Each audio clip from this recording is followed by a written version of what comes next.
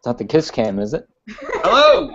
Welcome to ROM Biodiversity's Google Hangout, live to Newfoundland with our team of biologists who are in the field recovering two blue whales that have washed ashore. And we're going to get to that in a second for certain, but let me introduce myself and where we are and how this all works. My name is Dave Ireland. I'm the Managing Director of the Center for Biodiversity here at the ROM. In essence, my role at the ROM is to help our curators and our academics and our back-of-house staff effectively tell their stories to our interested and growing public audience. So, of course, the blue whale story is one that we wanted to reach out far and wide. So we're using a platform here today called a Google Hangout. And believe it or not, the ROM was the first museum in Canada to test this platform. My colleague Ryan, standing next to me from our social media team, him and I tested this about 6 months ago. Hi, Ryan. And it's working brilliantly. A few words about the ROM quickly. I know you're so excited to get to the team in Newfoundland, and certainly we will. The Royal Ontario Museum, for our viewers out there, is in Toronto, Ontario. We're the largest field research museum in Toronto, in Canada. We have a staff of about 330 folks full-time, and we got about 1,200 volunteers that make the place run. And believe it or not, we are celebrating our birthday this year. The Royal Ontario Museum is 100 years old, and we have a whole series of programs and projects and activities happening all year that will help you engage with the ROM and learn about our curators and our stories and our collections back of house. So I'd encourage you to go to our website and check out all the variety of things that are happening above and beyond this huge blue whale story. Now, specifically, there are many ways you can watch. There's many ways you can ask questions. There are many ways that you can engage with the team today. You can watch via YouTube. You can watch via our homepage at rom.on.ca. And if you're one of those growing members of our online audience who actually has a Google Plus account, you can watch from Google Plus. To give you some sense of how significant social media has been in this process, ROM Biodiversity, which is at ROM Biodiversity, has had 200 new followers in the last couple hours alone. We've embedded a visual communicator with our team in Newfoundland who's helping us tell the stories, take pictures, take good video, and she's the one on that end, hi Jackie, who is coordinating the Google Hangout. So thanks to her. So without further ado, I just want to welcome our studio audience here. Ryan, please be around to the team. We've got a selection of EDC students. We've got ROM staff. We've got pretty much a full house here. Keep going, keep going, keep going. Are you still there? Yeah, we're still here. And this is not a foolproof platform, that's for sure. So let's now move to our team in Newfoundland, Dr. Mark Engstrom, who is the Chief Curator and Deputy Director of Collections and Research, and the Assistant Curator of Mammals, Dr. Burton Lim. Hi guys, can you hear me? Yep. Where are you? Tell us that first. We're in the restaurant at Woody Point. We're eating our lunch, and we're talking to you. Excellent. And Mark, you arrived late last night. Burton, you've been in town for, I don't know, 48 hours. Can we start with you, Burton? What's the last 48 hours been like? Sorry, say that again, Dave? I was just saying that you've been in town here in Trout Creek and around the area. Can you describe the area you're in and what the last 48 hours has been like? Well, I arrived in Trout River, or in Newfoundland. It had just snowed the night before. So from the plane as we were landing, everything was snow covered. So it actually obviously reminded me of winter again after we had the tough winter in Toronto. But it's very cold here, so sort of a rude introduction back to winter. But then it's like an hour drive to Trout River. Very picturesque, very beautiful country. And then we walked down to the boardwalk and we saw the whale that we've been hearing so much about. And so your first impression of the whale, Burton, we've seen through Twitter that it was 76.5 feet long. Can you tell us about your first impressions and maybe tell us a little bit about how you measure something that's 76.5 feet long and submerged in some water? Well, for me, it was pretty amazing because I've never seen a live whale before. So this is the first time, and it's obviously the biggest mammal I've ever seen, the biggest species. And then I also got down to actually get right down onto the beach right beside it and actually touched it. So that was pretty cool for me. Then we just took a tape measure and we took it from the snout, the tip of the mouth, all the way to the end of its fluke, its tail, and then we just measure it with a tape measure. Excellent, excellent. So just to remind our studio audience out there and everybody online, you can ask questions at hashtag Blue Whale. You can direct your questions directly to our Google platform. You could also send questions to @RomBiodiversity or @RomToronto. So, Mark, this all started with you. You are our chief curator and a mammologist. Can you tell us just briefly about your background and how this whole opportunity arose? Oh, well, as you know, I've been working in the mammal section for over 25 years. We have a very large collection of mammals and a research collection of mammals, and it covers it's comprehensive and it covers all orders of mammals. One of the poorest represented groups of mammals in all museums are cetaceans or whales because they're so large.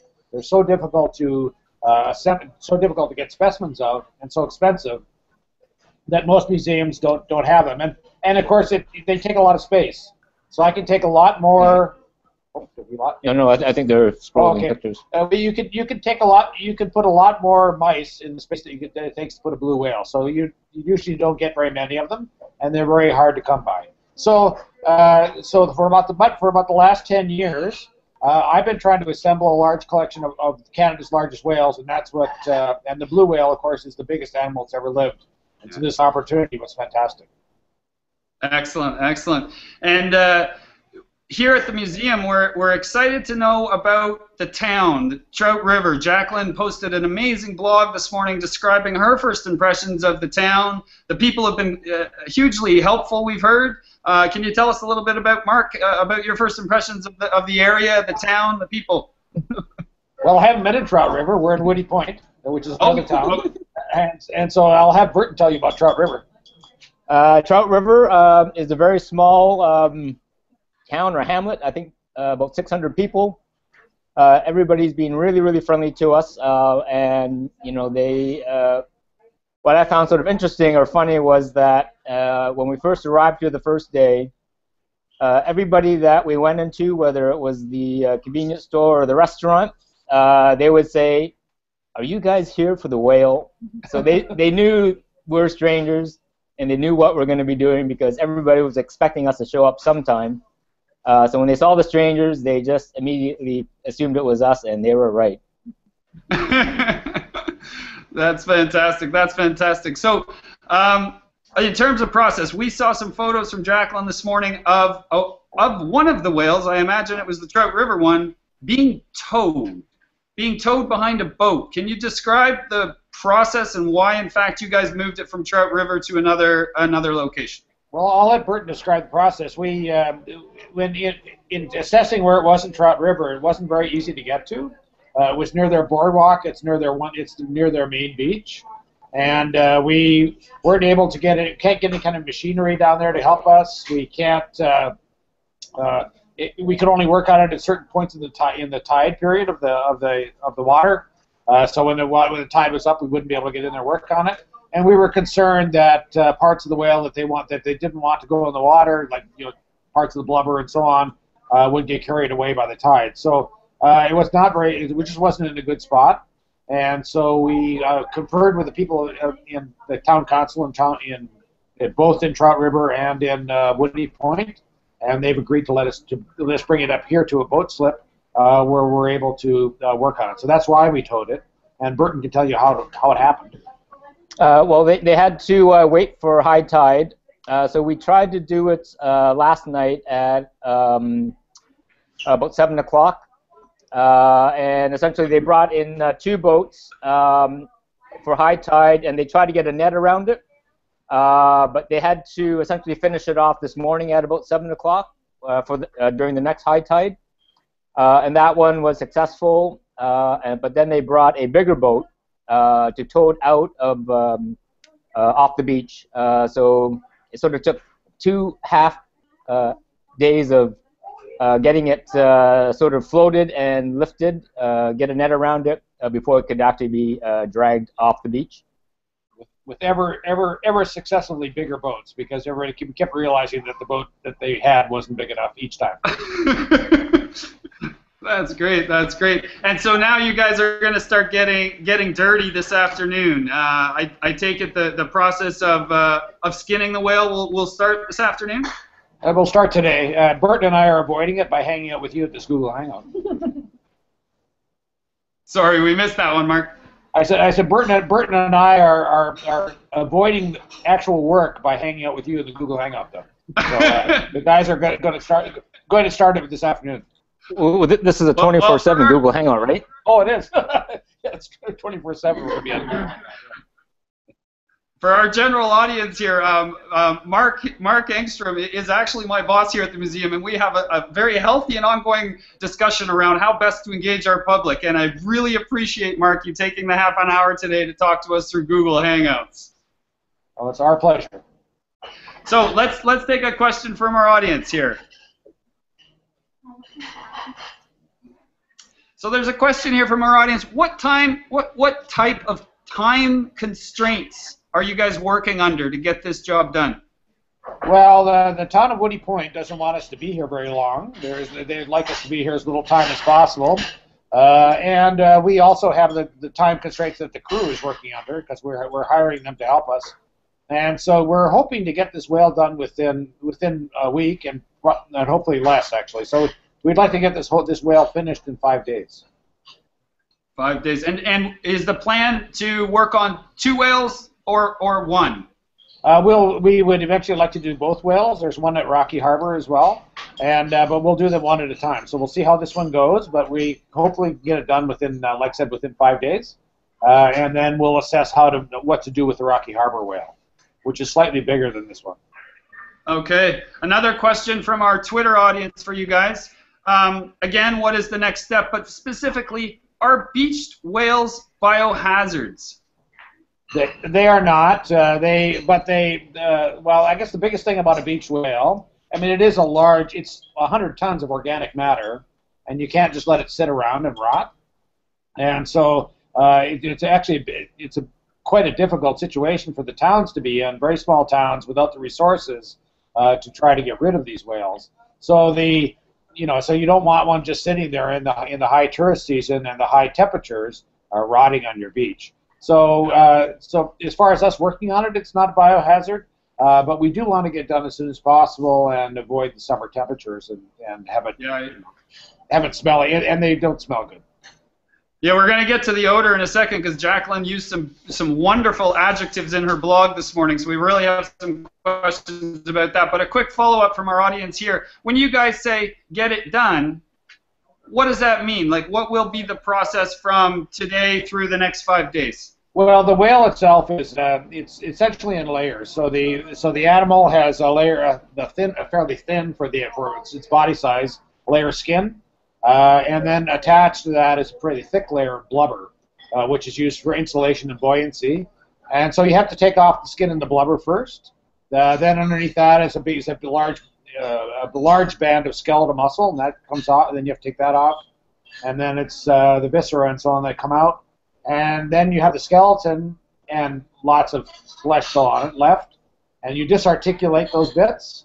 So we'll take the skull and separate it from several of the vertebrae and the ribs and so on, and we'll put those then in those sections onto a truck.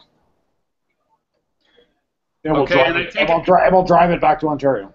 And I take it the animal's not going in our domestic room. It's too big. So we'll have to, actually the first step is processing it is to compost it. So we'll wind up actually leaving it in whatever container we bring it back in. We'll add soil and composted manure, and we'll compost the flesh off the bones for about a year. Wow, wow. So for our audience out there... That's only the beginning. Yeah, of course it is. So for our audience out there, dermestid refers to the ROM has a bug room. And you can follow all the action about the bugs at the Twitter hashtag ROMBugs. But the reason Burton was shaking his head wildly is because it is a very small room, and we put usually mice and birds, and for Burton, bats, smaller animals go in there. Although we have spent the last month feeding our bugs a reticulated python, which is almost done, which was highly successful. So that's what the Dermestids are. I'd like to just quickly turn, because we're getting a lot of... Sorry, go ahead. I was going to say the skull of this whale is going to be about 30 feet long, and it wouldn't fit in the bug room. No. So we're getting a lot of questions, and I'll try and generalize them specifically. There's questions around the natural history of this beast. It's the largest animal that's ever lived. There seems to be 3 subpopulations out there on the world, in the different oceans. The one that we're talking about, can you guys describe the Northwest Atlantic blue whale population, its status now, what the impact of these beast whales means to that population? Well, there are several subpopulations of blue whales. I think it's more than 3. There's a North Pacific, a North Atlantic. There's the small population around Sri Lanka, and then there are a couple of Antarctic populations. But the North Atlantic, they're all endangered. The North Atlantic population is one of the most highly endangered ones, and there are only 200 to 250 individuals in the North Atlantic that are left. And so these whales that have died, that have come ashore, are one of a group of 9, or 2 whales of a group of 9 that died off the eastern coast of Newfoundland in the ice this winter, and that represents about 5% of the entire population that's left. So that's this is a real tragedy that we're trying to turn into something positive. Yeah, excellent. And from your perspective, Burton, you got called into this very late in the game. You've had to shuffle your own life a little bit to be out there. Is this an experience that you've again that you wouldn't change for the world? Well, I must admit, at the beginning when Mark first asked me, I was a little bit hesitant. I told you, didn't I? Yes. And Mark kept on trying to tell me it was going to be fun, but I didn't believe him. But I've actually changed a little bit. I still wouldn't say it's fun, but it is a pretty neat, once-in-a-lifetime chance. I don't think I'll have this opportunity. At least I hope not. That we'll have more blue whales to prepare. So I'm on board, definitely on board, and this has been very exciting for me. Excellent. Well, that's a great segue to another whole pile of questions we've gotten about. We're not even going to touch this whole exploding whale thing. I think that's been covered. And Mark, you were the one telling us a week ago that this was not going to happen. So we're not going to go there. Of course, the whale is not going to explode, folks. But specifically, there's a lot of questions around the odor. What will it smell like? What is the town going to experience? What is the area going to experience? What are you going to smell like when you get home? Well, there's nothing that smells much worse than a dead whale, but it'll be transient. So we'll be done when we're done in 5 days. We'll wash the pier down, and there won't be any lingering odor here in town. We may be a different story. So I think when we come back to the ROM, people will wonder where we've been for a month or so. But that's part of the business, and if you're going to salvage a dead whale. Well, I think your other members of the executive suite will be excited for your return, Mark. So I was hoping maybe we could just share a little bit about what Jacqueline is doing there, what her role might be. If she could sneak her head into the picture, I'll give a brief sort of. Should be right here. So don't you leave, Mark. Hey, how's it going? Hi, Jacqueline. So for our audience out there, Jacqueline Waters is an environmental visual communications graduate. This is a program that the ROM co-produces with Fleming College here in Ontario. And in essence, what the program does is build better environmental storytellers. And we have a full 2014 cohort in here watching. So from your perspective, Jacqueline, what does this trip mean to you? What are your target photos you're looking for? What's the storyline? Your blog this morning was amazing, by the way. But what's your impression after 48 hours? Oh, it's definitely been a whirlwind. I mean, obviously our towing was delayed, which was an exciting long time on the pier yesterday waiting for that to happen. But oh, sorry, that was a filled question. No,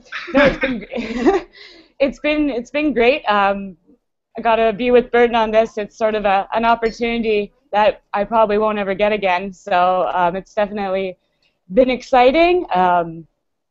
In terms of photos, we're just kind of trying to take you guys through the story. So I hope that's what I'm getting through. I hope everyone there is following us on Twitter as well. And yeah, it's been good.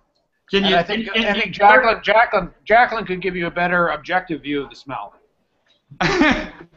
And you're impressed, Jacqueline, of the odor? We haven't smelled too much of it yet, but yeah, the fin. I think I wrote about this in my blog. It's more of a taste than a smell, so it'll be interesting when we cut it open for sure. I think a couple of us are going to lose our lunch, so. Yeah. Well, thank you so much for being there, Jacqueline. Really appreciate it. We're looking forward to hearing more about your stories through the blog and through your photos. Maybe we get Burton back. I'll get Burton back. 5 minutes left, I think.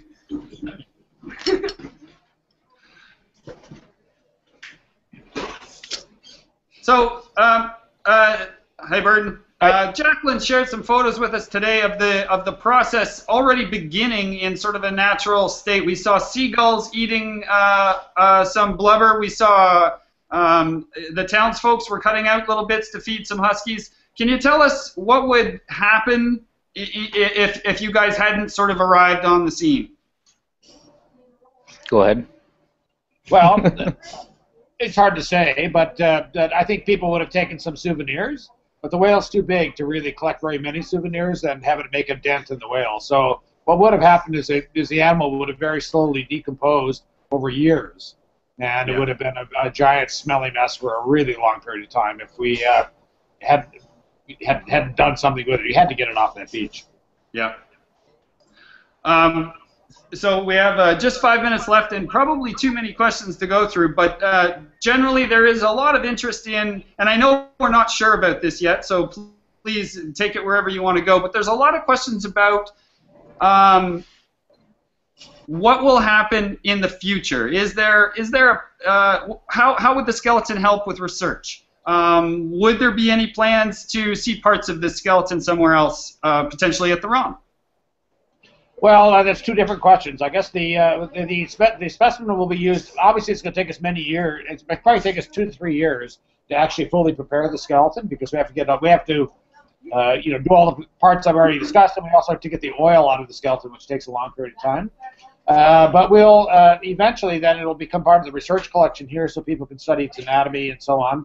The frozen tissue samples, though, that we collect of muscle and various internal organs. Will be used immediately. Actually, I already have 3 requests from different researchers around the world to get samples of this for DNA studies. So, and including one from Guelph University, which runs the Barcode of Life project. So we expect that we will be able to contribute to those projects immediately in terms of research. And as far as eventual display goes, it's a very large gleam in my eye. I think we described it before. That I would love to have these on display at the ROM, and ultimately that would be my goal. But we don't have funding for that yet, and it's an immensely expensive project to mount whales and to hang them and so on. And so that's ultimately what I'd like to do. So they have to increase our educational value and to be able to talk about the status of these endangered animals. Great. We just got one more question here. So why is this important to share with the world? How does this help our knowledge of the animal itself? Well, there are lots of different information that we can get from this animal immediately. For one is if, I guess what might have happened to it otherwise. You might have towed it off to sea somewhere and have it lost forever.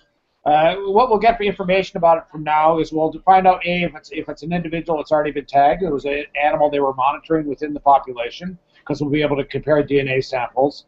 We'll be able to look at things like accumulation of toxins in some of these whales through the tissue samples, be able to look at diet through analysis of tissues and of the baleen itself. we'll be able to, through genetic studies, be able to look at potentially look at population dynamics within the whales, but also be able to use them in terms of tracing the whale's evolutionary history and being able to barcode samples of this species, which can be used at other places, to be used in other contexts as well. So there's a variety of different things that we'll be able to do with the whale, in addition to actually studying the bones themselves. Cool, cool.